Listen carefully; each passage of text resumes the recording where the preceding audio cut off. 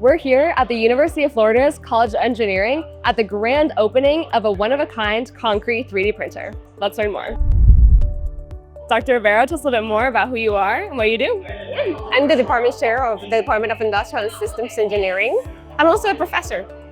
In my research, I do everything through the printing. The latest thing that we're doing is printing of concrete. So tell me a little bit more about the machine that we're standing in front of right now. So this machine is capable of building houses, building warehouses, seawalls, building launch pads for space applications, and who knows, maybe we can actually even build habitats to the moon or Mars in the future. You can only dream, right? And why is this so important to have this here?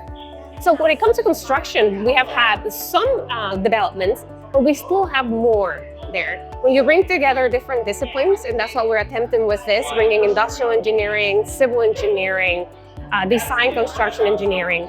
Right now it takes a long time for construction, so you can see a building perhaps takes a year or two.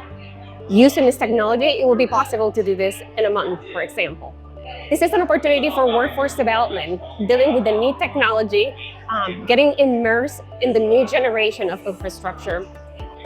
It will impact you in situations when we have natural disasters. So we have natural disasters and a need of places for being able to weather a storm or have supplies after a storm. We'll be able to do this kind of work to be able to do it as fast as possible and provide shelter. So why will it be important for students and faculty to have access to this machine? Oh, this is very important for experiential learning. So we are going to be able to provide the students the opportunity to do hands-on work. So they'll work together, they'll be able to do designs together, they'll be able to come to the lab and make it on it. So have that real-world experience, setting them up to be one of the programs in the nation that would apply, that will be allowing them to be able to do such activity on campus. Just stay tuned. This summer, we'll have that first building and we'll be able to move fast.